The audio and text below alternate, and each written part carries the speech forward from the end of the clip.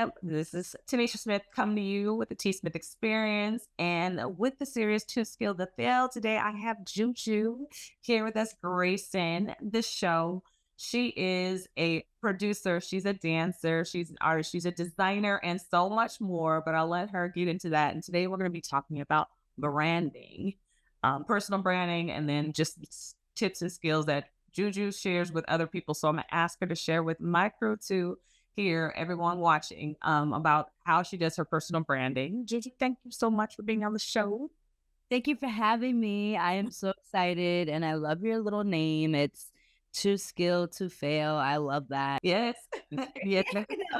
And I really do like that because I think we all are talented as individuals and there's no reason for us to fail in this world. There's so much resources that we have to always elevate and revamp ourselves and become something different and or not better than the next thing we were. So love that saying. Yes, thank you so much. It was something that came about because I was doing a bunch of different things. I always tell people doing a bunch of different things, never wanting to pigeonhole myself into one thing. It was basically like, I love doing this. I'm going to try it. I may not be great at it, but I'm going to try something else each and every time. So I was like, okay, one thing doesn't work. I'm going to try something else. I always tell people and remind people that my mother used to teach me when there's a will, there's a way. No one can take education from you. So keep learning and things like that. And so that's where really too skilled to fail came from. And someone else actually said to me, like, girl, you are too skilled to fail. So I was like, I'm going to live it in the moment, even when stuff gets hard. Because trust me, I had to tell myself the other day that, girl, you are too skilled to fail. If this does not work out for you, something else will come your way. And so I always have guests on the show that I feel that epitomizes too skilled to fail. So with you and all the stuff you do, all the creative things you do, backstory real quick. I met you on set where you were an actress, you were a model, you were doing a little bit of everything in this. You were doing production assistance, you were doing the wardrobe for everyone. And I don't even think that you signed up to do everything, but you just jumped in where it needed to be and you just did whatever you had to do. So look, congrats on that. Because that was a lot. Thank you. Yeah. I mean, at least you saw it that way. They didn't, but it's okay. I got to meet the people I needed from that experience. I got to meet the people that I needed from that experience. And here we are today. It's a hustle. You got to keep going and don't stop just with one talent. At this day and age, you can't be a one trick pony. You got to be multicultural, multi-talented, multi-everything to just succeed. When it comes to designing, which is a passion of yours that came from deep rooted when you were younger. We had, brief discussions about it, but I'd love to hear your journey for becoming Juju the designer, Juju the dancer, Juju the production assistant. What was that like growing up as young Juju, thinking about what you wanted to do in the future? Luckily, I had a mother who pushed me to, expand my horizons and be great at the things that I naturally was talented in, which was fine art, drawing, and, all of that. So my mom put me in magnet schools growing up. Actually was born in Jersey City, raised in Miami. And in Miami, she was able to put me in programs that kind of enhanced or perfected my raw talent, which was art. And then in high school, I got accepted to this magnet art school that taught us at a college level and prepared us for college. So that was called Dash Design and Architecture Senior High School in Miami, that prepared me to then get accepted to FIT, Fashion Institute of Technology, which is one of the top fashion schools in the world, well, in the United States specifically. And that was in Jersey. So after I left Miami, I went to New York. I'm sorry, FIT, Fashion Institute of Technology, is located in New York.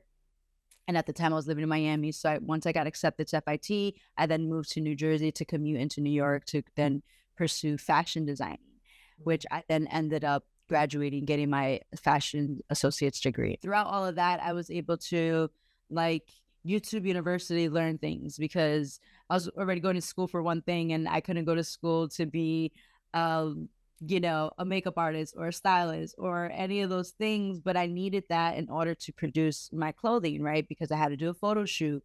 I didn't have money to pay for a makeup artist or a photographer, so I had to learn these skills.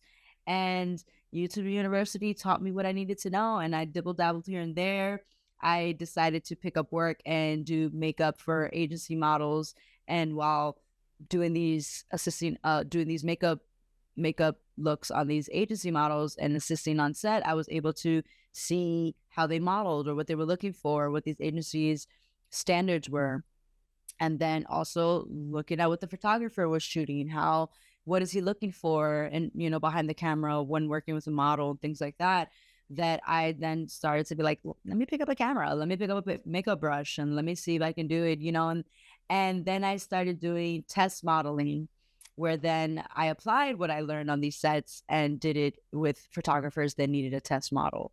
And someone was like, "Hey, you're so photogenic. You have this curly hair. Like, have you ever considered being a model?" And I was like, "Me? What? No." Okay. And then, it just kind of trickled on into that. And the next thing went to the next thing. And, I was never afraid of picking up a job I didn't know how to do, and learning it on the spot, because that now has made me this jack of all trades of a individual. Mhm. You can categorize me as a creative director because production assisting, or model coordinating, or even doing mood boards and treatments for music videos or photo shoots, or working with different artists and styling them and all that. It kind of just falls into the creative director category. And yeah, that's what I do, and how I've become who I am today. You're also able to make that into sort of a business where you were able to offer that back, give back to the community and give that back to models and things like that after all the learning you've done. So can you talk about just how are you able to create a model workshop and then, teach people in the industry? So yeah, so because I was doing all these different jobs and making all these different connections with videographers, photographers, models, casting directors, all these things, I got put into a lot of music videos. And I was never signed. I didn't have anyone to guide me. I was just like, "Hey, yeah, I can do it." Real quick, YouTube it, whatever, and figure it out. But it wasn't until I got booked for Cardi B Bodak Yellow, where which was a music video, and I was just a model in it, where I got a lot of hype and a lot of following, because me and maybe a fire girl were the only two girls that appeared besides Cardi B in the music video. Mhm. And it was such a big thing because I actually had FaceTime, like, I like the camera really, they edit it where you can actually see me. And so all my peers and models around me were like, "Oh my God, how'd you get booked? Da, da, da, blah, blah, blah." And I just found myself repeating myself so much that I was like, "You know what? Let me just put everybody in a room and show them what I did, be the person that I needed to get started for for these aspiring models." So my first workshop was supposed to be like maybe 2-3 hours, was like maybe 5 hours. And I did a PowerPoint, a presentation, and like, I broke it down. This is what you do on set, what you don't do. This is how I got this, da da da, blah blah. And one workshop led into 7 workshops.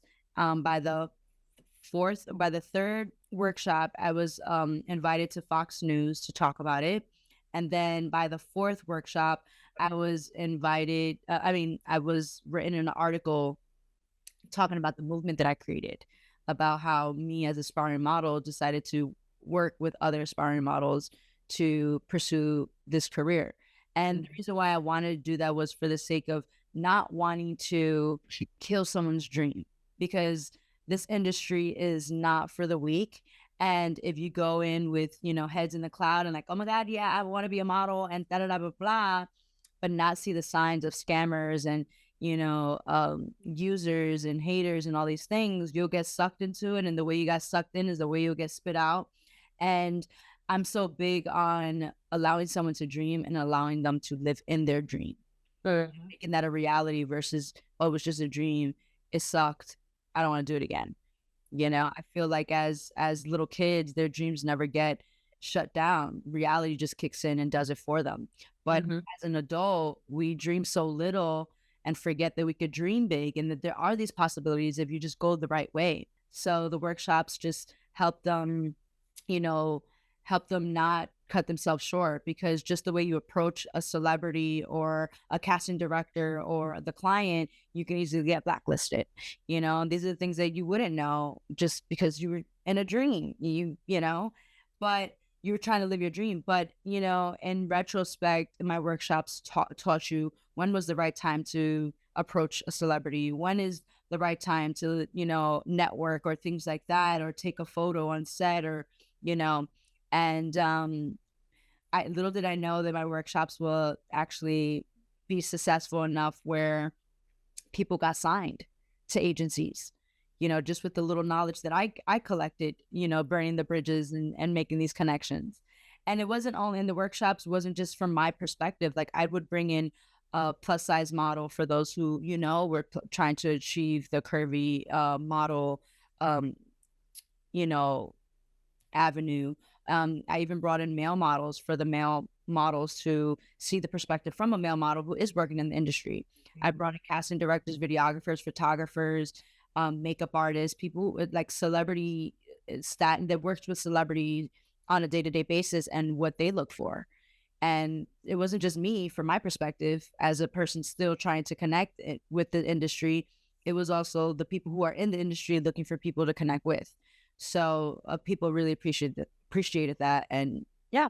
No, I definitely, I'm always looking for something like that. I feel like I was the type of person that would create something when I couldn't find it. So if a lot of people were, yeah, if you were coming to me, it's like you said, the same, if you get the same questions over and over again, it's like, okay, let me figure out how to, what do I do with this? And there's a reason why you got all those questions. You were a knowledge, based where someone else was like gatekeeping. You were like, let me share. YouTube University, I can say it has grown because I do feel like people are really sharing the backs, the tidbits. They also feel like them sharing it just gets you more attracted to them, right? The more you teach me, Juju, the more I'm gonna be like, oh, I want to watch her page more. I want to follow her. I want to subscribe.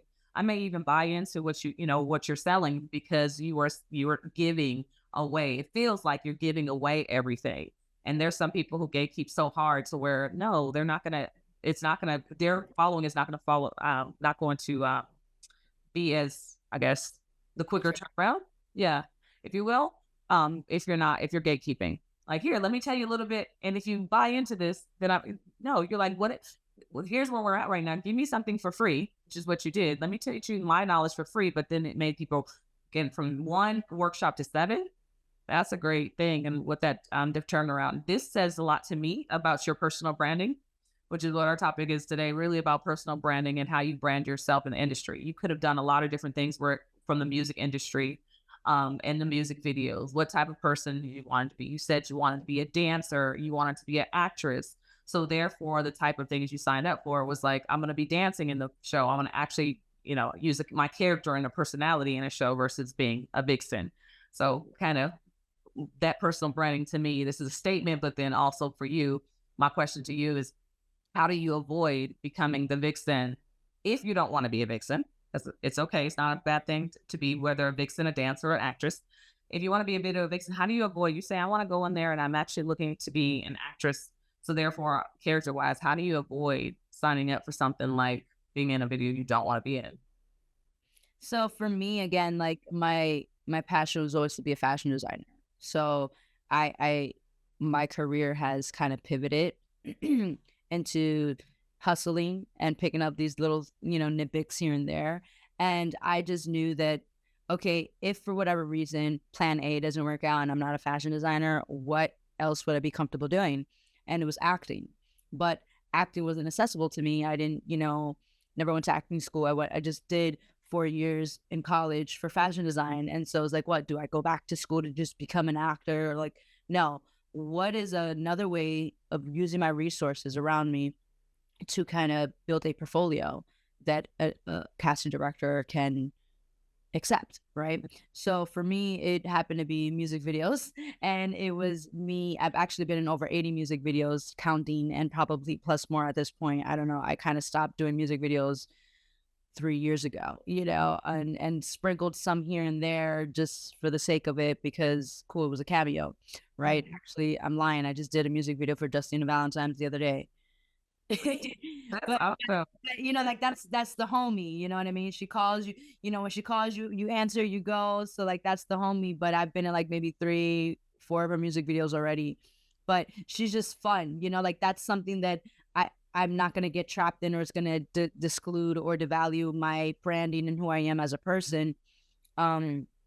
It's more just doing it for the love, right? But I think the way you steer from getting sucked into that particular universe, if it's sidetracking from what you truly want, is just being straight up with yourself and just telling yourself, listen, all right, we're going to do this for material. We're going to make sure we are strategic in what we do. We're not going to be caught twerking if that's not what we want to be perceived as, or we're not going to be caught doing nude scenes if that's not what we're comfortable doing. Like, don't just sign up and say yes because what the money's right, or it's the celebrity and the music video. No, at the end of the day, like for me, I didn't care who it was. Um, it was how it's going to be portrayed. Let me hear the record. We're not going to be talking about racism or anything like that. I'm not going to be a part of anything like that. We're not talking about, you know what I mean, devaluing women in any way. Like, and mind you, I've gotten to set and you kind of go with the flow. But as the video shoot progresses, I then corrected myself and being like, okay, I'm not really comfortable with this, but I already signed up for it, and my professionalism means more to me than whatever the case may be at the time. So I would have to, kind of pivot and figure out, okay, do I want to be center of attention, or do I want to be in the background where you may not notice me? Therefore, all right, you're still there. You're still part of it, but you don't have to be the forefront person if it's something you're not comfortable at that point once you lock yourself in. Yeah. So, for me, I just always made sure if it was an acting role or a dancing role, I wasn't really down to do it. And if I'm doing an acting role and I'm playing someone's wife or the seducer or, whatever it was, I still was trying to be tasteful in that based off what I wore, because most of these music videos don't provide outfits for you. I had to provide them. Mm-hmm. So therefore, it's a matter of what you can control is making sure that is presentable to your brand and what you're trying to do. Mm-hmm. Outside of that, don't get caught up in like, oh yeah, well, if you did it this way, it's going to look better. Well, then hire someone that would do that for you. That, look, you hired me for a reason because I bring something to the table. And granted, don't be, in these settings, it's a case by case scenario. But maybe it's not just the music video world. It's maybe, you want to be a makeup artist, or you want to be, I don't know. It's a matter of just seeing what sits right with your soul, and following your intuition when you're in any of these situations, because it could change like that, and you got to listen to that. It's not about the hype. Don't get caught up in the hype. Don't get caught about, you know what I mean? If it's meant for you, it's not going to get away from you. Everything is a lesson for you to learn to lead you to what you want. So in those situations is really sit down and hear yourself. Is this aligned to what I want for myself? Right.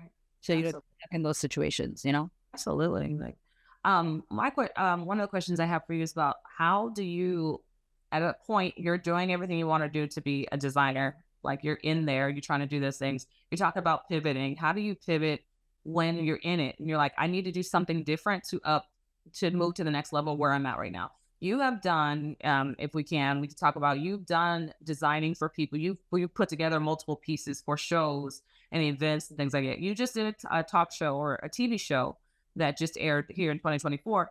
You just did a TV show, and that's like leveling up over and over again. At what point do you pivot and say, I need to do something different? Or are you at a point where you're saying, I'm going to continue what I'm doing in this path to get to where I want to be? After I graduated from FIT, I decided to intern for a small fashion designing label. Mm-hmm. And it was just me and her. Like, she had nobody else. She did all the orders and everything. So she needed an intern.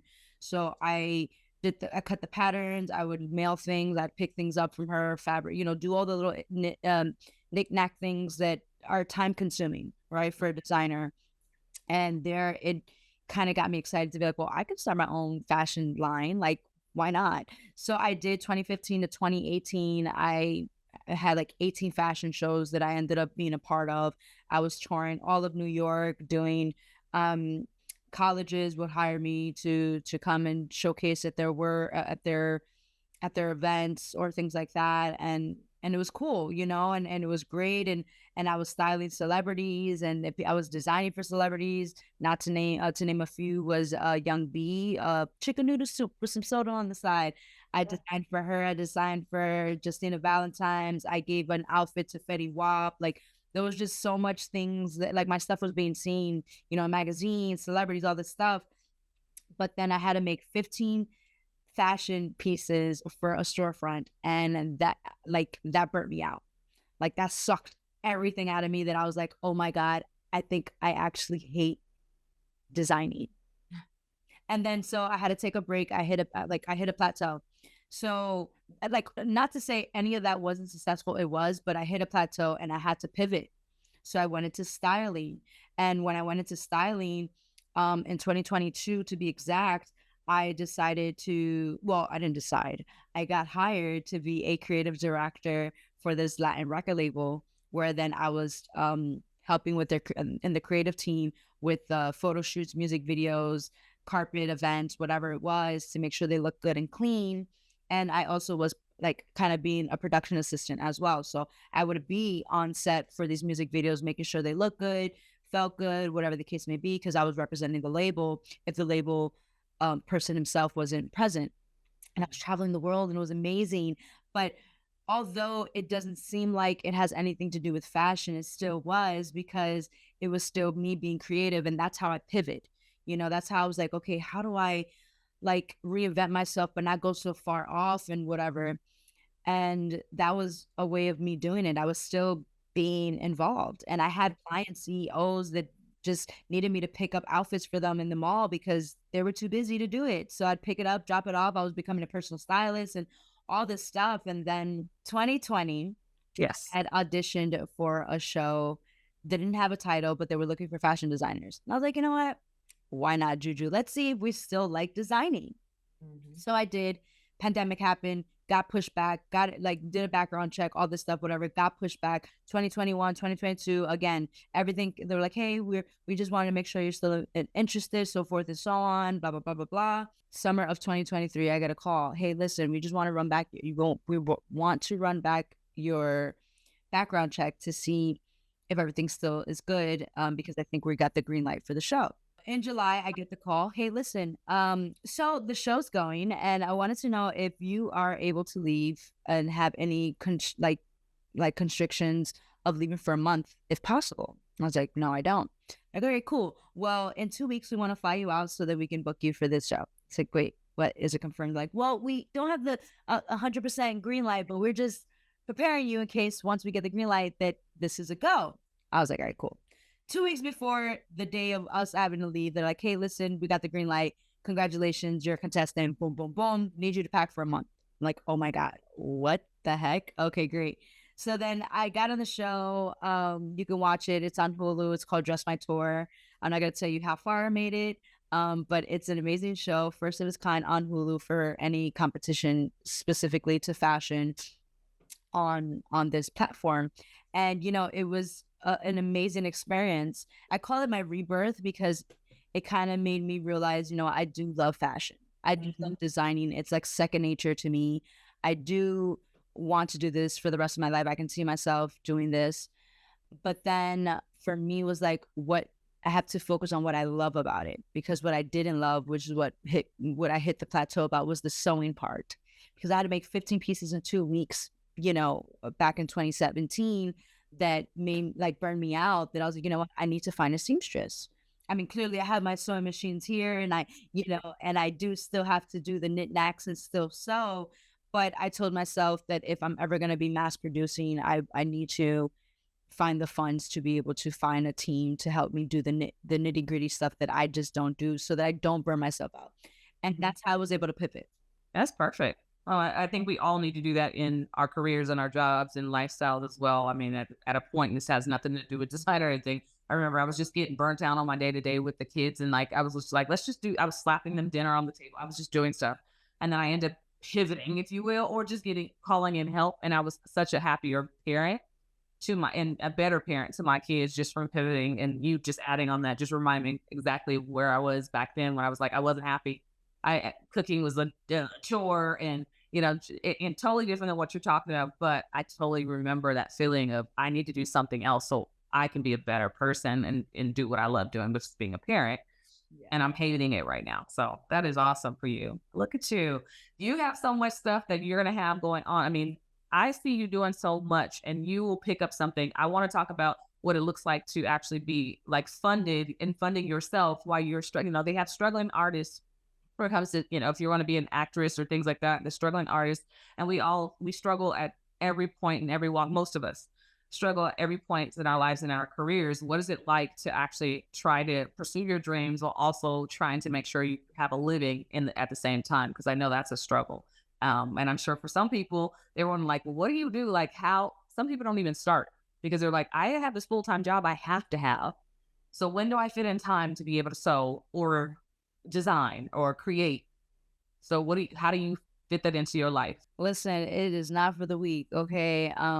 There's times where I'm like, where's my next meal coming from? How am I gonna pay this electricity? Do I buy this fabric with my rent money because I believe in myself that much and just, hoping and praying that my landlord doesn't kick me out because I'm late on rent because I decided to embark on this creativity idea that I know that if someone just sees it, they're gonna buy it and they're gonna invest in me.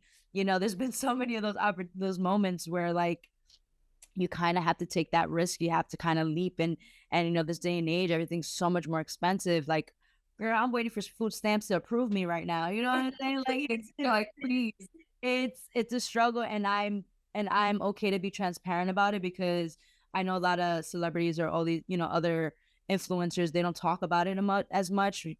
People don't care at the end of the day. People don't care. They want to respect and talk to you once you're already doing what you're doing, not in the process. And I hate that. And that's why I started the model workshops. But like, listen, you are beautiful. You are amazing. Let me cut out the nitty gritty so you don't, sell yourself short because of lack of education or lack of not, knowledge of understanding this industry. I did it. I did it for you so that you don't have to make that mistake. You know what I mean? And I'm okay with being that. And I love I don't know my purpose in life, but I do know that things happen to me. I see things now as happening to me to be an advocate or a speaker for those who can't speak or get through something.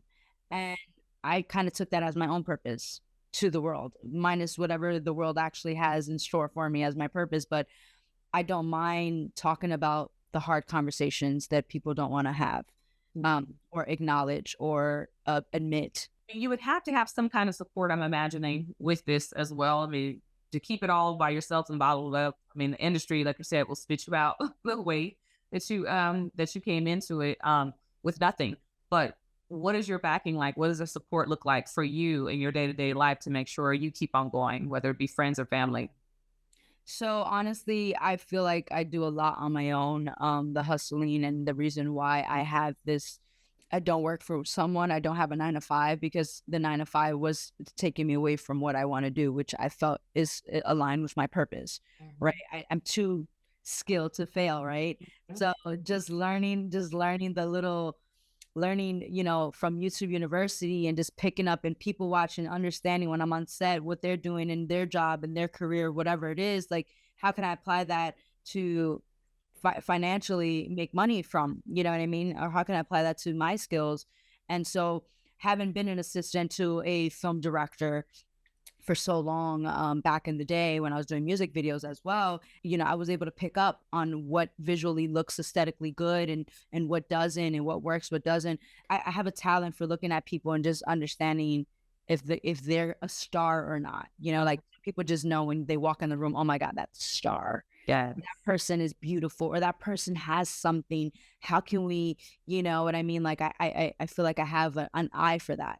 So I became a casting director because I was in so many music videos. I have all these relationships. They're like, yo, Drew, we like you. You're beautiful, but like, we can't book you for all our music videos. Like, we have people like you. like, so because of the model workshops and I had trained certain people, whatever, people started to look for me for talent.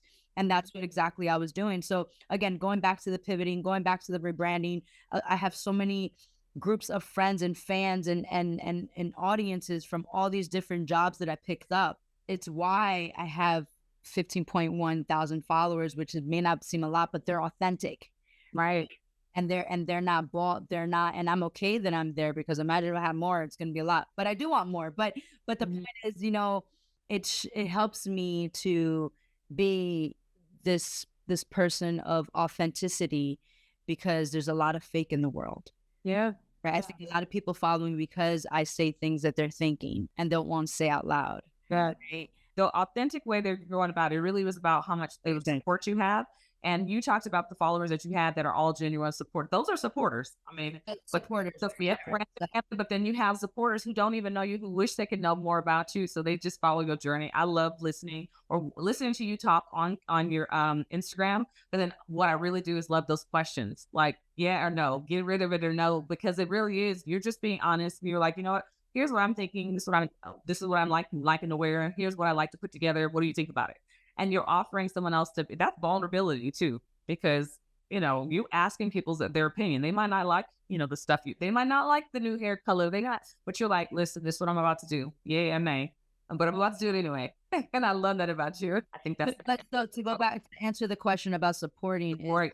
so the support I have is my mom and my dad. My mom, she lives in DR, so she doesn't as much support me on a day to day, but if it's a legal document, if I gotta translate something in Spanish or whatever, like she's there, she'll pick up the call, like she supports, she's probably under all my comments on IG. She's liking and commenting on everything. Like it's hilarious.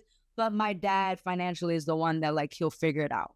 Whether it's my dad like hiring me to work with him on construction, like we just installed a cabinet and toilet the other day in my building because I referred him to my landlord, or if it's cleaning up after like a construction day for him, and he'll hire me, pay me whatever it is, his day rate, and I'm like, yeah, I'll do it. I like to say that's usually my support system. My dad, my friends, though. Hey, you hungry? Come through. Like I cook for the kids. You can have some. Like it's that, and even when I did work a 9 to 5, I'd have these. I like to call them my godmothers, my fairy godmothers, because they're like, oh, you got a casting? Okay, go girl. I'll cover you. Or you know what I mean? Like it was always that. Or I went to FIT, and in FIT I had a mentor. Her name was Denise. And we're talking about when I was 21, I'm 32 now. So she had also started there when I was a sophomore in college. And she ran the student government program, and I happened to be in part of that as well. But she always was like, hey mama, you good? Like you got lunch money, you good? Or you're okay? Like, because she knew I would commute from Jersey, and it was just a lot for me, and she would like help me with resources and things like that. Fast forward, she introduced me to her husband, who worked for BET at the time, and he's also a film director and aspiring film director and all that stuff.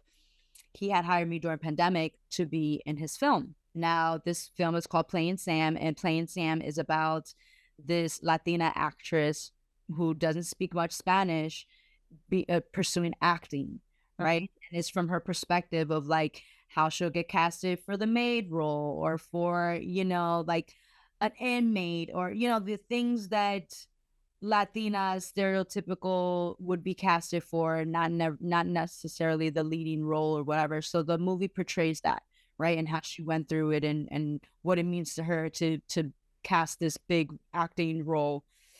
And so I play a little part in it or whatever, but it was just so cool because so now fast forward to now, they screened it back at FIT about I think 2-3 weeks ago, and never have I been on the panel, but surprisingly I went with my dad, who's never been to FIT or even saw anything that I've been a part of, maybe a commercial here or there, but he came with me, and they invited me to be part of the panelists. And I was so honored because my role, so small as it is, I didn't deserve to sit up there, but they're like, no, you do. And it was such a full circle moment for me, because and now everybody that was part of that movie have done and booked bigger things as well, because that was during the pandemic. But it was such a full circle moment that sometimes you have to look back at your community, because the people around you, because they are your supporters, they are the ones that help you. It doesn't have to be in the sense of like a transaction, and I think it's important for us to know that like sometimes people are there supporting you mentally, your friends that just pick up your call when you're going through it or whatever, a breakup, like that's support. Like it shouldn't just be support, shouldn't just be seen as a transaction of financial, or they reposted, or it's support as in like just being there with you through the nitty gritty to the rise, you know what I mean? Absolutely. Wanted to share that because I've always said in other interviews that I did this all by myself. Nobody was here slowing my stuff. You know what I mean?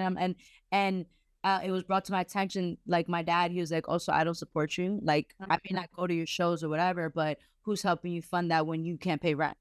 And I was like, you're right, Dad. You know, you have been in my corner. And not to discredit him as him not being in my corner, but I've never really acknowledged the support I actually do have that actually has helped me keep going. And Right. I can say that as a parent. As a parent, I feel like I was the biggest supporter to my kids where their new girlfriends and boyfriends were like, and I owe my thanks to my boy. I'm like, what? What about me? give Hold it on. 5 minutes. Please, I did what I was supposed to do. That was the problem. I did what I was supposed to do. And the girlfriends and that they didn't have and boyfriends didn't have to do it. So I always had to, I did check my kids on that. And so as they were getting older, they see that as well. I think it and for you, you see it because now so your point you're used your parents do our parents, my parents did too. To me, they did to me what was they were supposed to do. However, my mom didn't have to babysit for me, but she did. Right. And I'm sitting here, I give everyone else their flowers. I'm like, oh, you're right. My mom didn't have to babysit for me so I can pursue my dreams. Right. And she did though. I'm like, okay, I give her flowers. I gave them all their flowers. Go on now. but I think this goes into like love languages, right? Like it's not understanding. Like I know people say love languages is only supposed to be like people only associated with relationships, like romantic relationships. But even with our parents, like I'm starting my own podcast, and this is one of the episodes that we have that we talk about, which is love language and understanding in relationships, friendships, romantic, platonic, whatever it is, business ships, is just understanding that person you care about's way of receiving love, right? So for me, it's I guess my top love language is besides quality time is act of service, right? And I love when someone can just do without you having to ask them. So it's our parents showing us love, but just not in the way that we interpret it doesn't mean they don't love us.